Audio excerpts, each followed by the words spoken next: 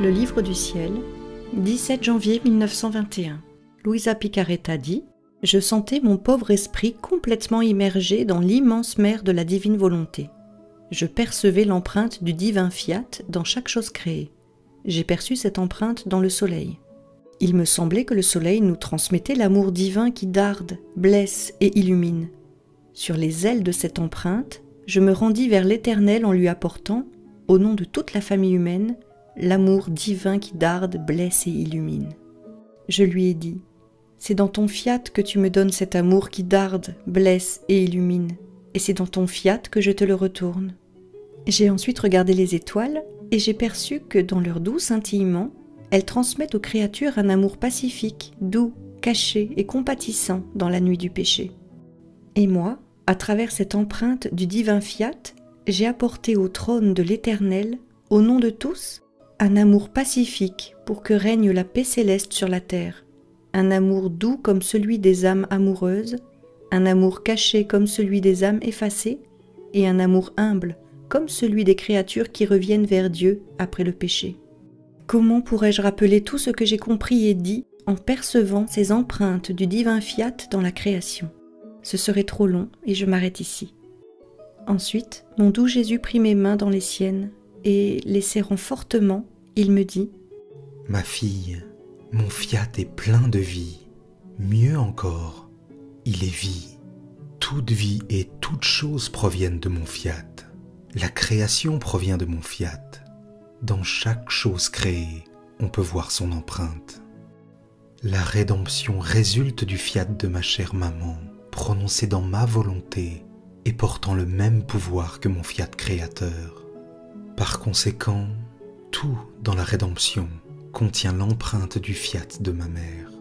Même ma propre humanité, mes pas, mes paroles et mes travaux portent l'empreinte de son fiat. Mes souffrances, mes blessures, mes épines, ma croix et mon sang portent l'empreinte de son fiat, parce que les choses portent l'empreinte de leur provenance. Mon origine dans le temps porte l'empreinte du fiat de ma mère immaculée.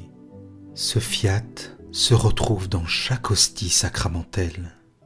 Si l'homme renaît après le péché, si le nouveau-né est baptisé, si le ciel s'ouvre pour recevoir les âmes, c'est par suite du fiat de ma mère. Oh, la puissance de ce fiat!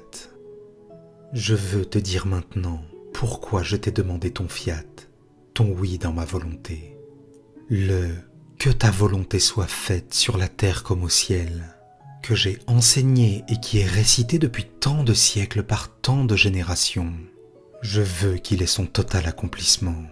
C'est pourquoi j'ai voulu un autre fiat qui soit aussi investi de la puissance créatrice, un fiat qui s'élève à chaque instant et se multiplie en tous.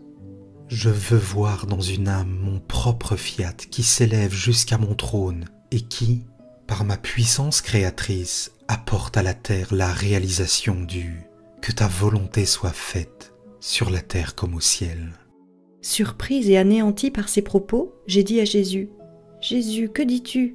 Tu sais combien je suis mauvaise et incapable de quoi que ce soit. » Il reprit « Ma fille, c'est ma coutume de choisir des âmes parmi les plus incapables et les plus pauvres pour mes œuvres les plus grandes. Même ma propre mère n'avait rien d'extraordinaire dans sa vie extérieure.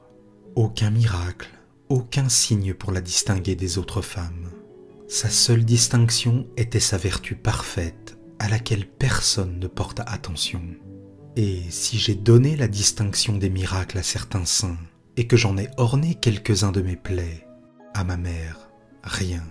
Cependant, elle était le prodige des prodiges, le miracle des miracles, la vraie et parfaite crucifiée.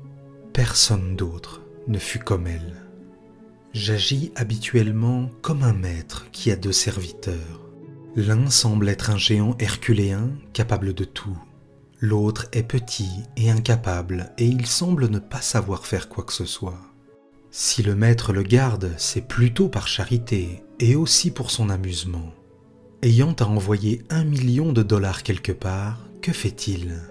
Il appelle le petit, l'incapable, et lui confie le gros montant en se disant « Si je confie le magot au géant, tous le remarqueront et les voleurs pourraient bien l'attaquer et le voler. Et s'il devait se défendre avec sa force herculéenne, il pourrait être blessé. Je sais qu'il est capable, mais je veux le protéger. Je ne veux pas l'exposer à un danger évident. D'un autre côté, personne ne prêtera attention au petit, le connaissant comme un parfait incapable. Personne ne pensera que je puisse lui confier un montant aussi important.